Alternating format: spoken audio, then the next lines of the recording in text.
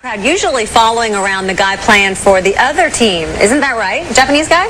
That's right, Tracy. This is definitely a story that you and Chris, and especially Gary, too, you big-timers can relate to that most of us can't. Daisuke Matsuzaka is tonight's pitcher for the Boston Red Sox. He has about 50 to 60 Japanese media members following him around, documenting his every move out here.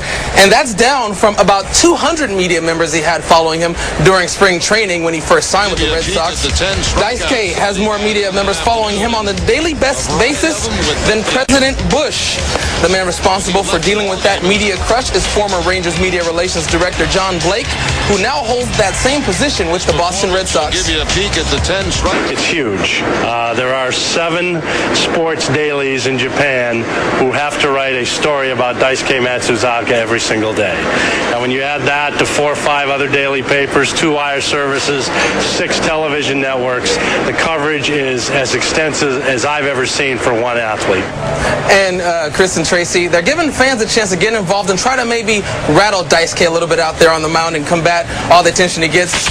They handed out these Chatterbait night, but of course we may not even have the game with all the rain out here. We'll check back with you guys and give you an update in about a half hour. Hey Chuck, was it true I heard the Sox had to actually pay money just to talk to this guy before they signed him?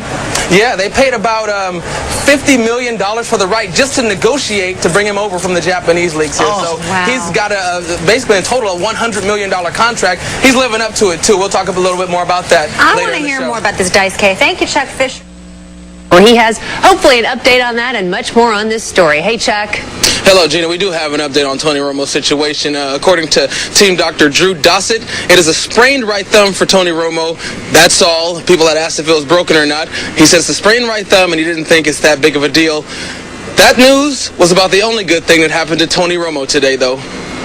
Tony Romo had his streak of 17 straight games with a touchdown pass broken. Then afterwards, he had to deal with questions about whether the thumb on his throwing hand was also broken.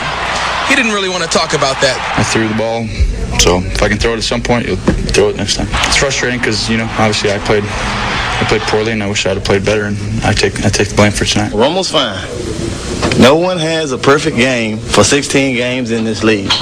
It happens. You're going to have some games where, the execution isn't the way you want it. While Romo didn't want to use his injured thumb as an excuse, all offensive players we talked to agreed there was no excuse for the way they played out there today. We just played bad, and that's about all I can really say. I think we tried to fight through it. There was a couple of series right at the end that I felt like we clicked, but we got to do it for 60 minutes. We left plays out there. We didn't execute. We didn't take advantage of opportunities, and when you do that in this league, you can get beaten. We got beat tonight. We made way too many mental mistakes tonight. This will probably be our highest mental error game for a team, and I think that offensively at least, we missed 2 on the first pass. That was the one early in the game. After that, though, we really had about, I want to say, 4 mental errors in the next 6 or 7 throws, and that's uncharacteristic for us. And all the talk after the game, Gina, was pretty much that, this loss is tough. It'll be a hard one to swallow, but they still have 2 more games. If they can win those, by virtue of that Seattle loss, they'll have 1 playoff game at least here. And now if they can win their final 2 games at Carolina next week, at Washington the week after, then they still have home field advantage throughout the playoffs. We can talk so much about this. Now, I know it's just 1 loss. They've only lost 2 on the year, but Dallas struggled to put the Packers away 2 weeks ago without Brett Favre. They had that wild game in Detroit last week and a come-from-behind win. And then today's game. You want to play your best ball going into the playoffs. Do you think there's reason to be concerned, Chuck? Definitely. We've been talking all week about how the defense, even though the defense played well, holding them to 10 points today, there's a little bit of concern because they've been uneven in the last few weeks, as you mentioned. And Hello, Chuck. How you doing, Jane? You talk about highlights and great moments. I'm going to step out of the shot right here. Just a few minutes ago, they landed a helicopter on the field, and I think someone is making a grand entrance. I think it's the Fort Worth Cats mascot. There he is, stepping out of the helicopter. How's that for some live television? And speaking of greats and great nights, here's a list of some of the people who played on this field since it was built in 1926. Babe Ruth, Ted Williams, Jackie Robinson, Willie Mays, Willie McCovey, Hank Aaron.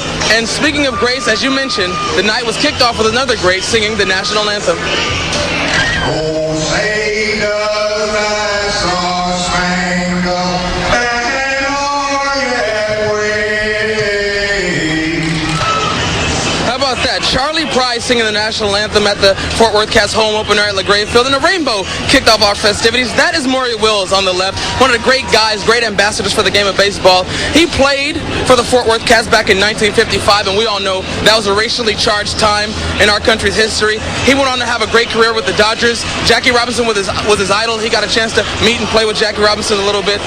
Will says he went through a lot to get to the majors, but he's glad to see we've made a 180-degree turn in baseball and in society.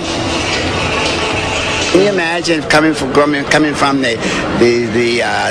despondence of playing here in 1955? I just mentioned my experiences, and now my number's being retired, and I'm a vice president with the Cats baseball team with a host of friends here. I'm going golfing tomorrow with Jack Lindsay, who was a ball player during my time that I couldn't travel with, but today we're the best of friends. Again, it was a true pleasure to meet one of the all-time great gentlemen of the game, Maury Wills. And Gina, no score right now in the bottom of the second. We'll send it back to you in the TXA-21 studios.